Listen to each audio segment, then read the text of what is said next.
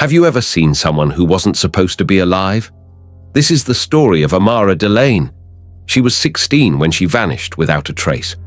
For 3 days, her family searched. Her friends posted online. The entire town held its breath. And then, something impossible happened. Amara replied to her own missing person post. At first, they thought it was a cruel joke, a hacker, a glitch, a sick prank. But the message came from her verified account. The IP address?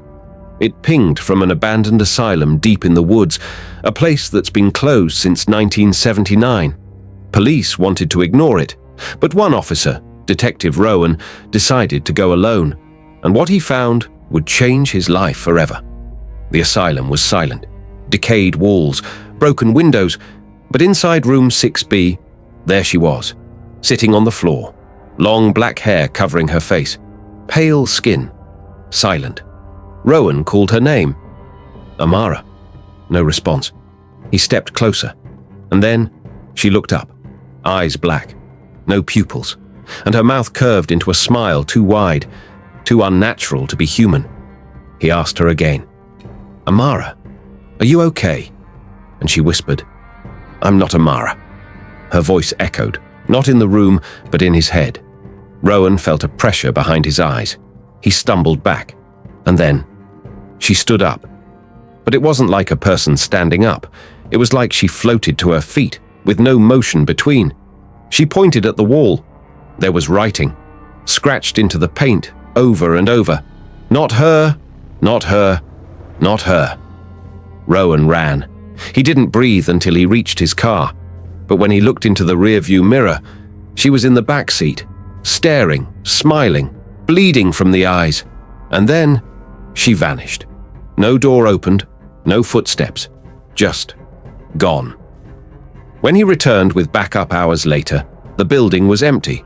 But something was waiting for him at the entrance.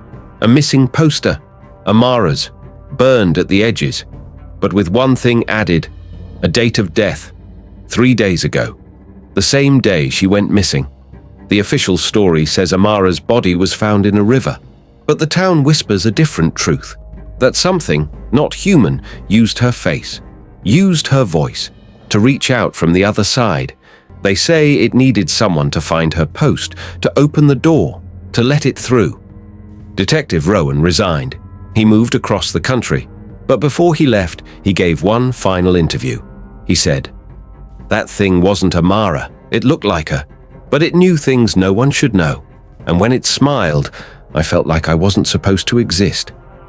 Weeks later, someone posted on a forum again, using Amara's name. It said, "You helped me. Thank you. I'm free now." But when investigators checked the IP, it didn't lead to Earth. It showed null, as if the post came from nowhere, or everywhere. What if ghosts no longer haunt houses, but Wi-Fi signals? What if something, or someone, can use the internet to speak from the other side? Would you answer, or would you run?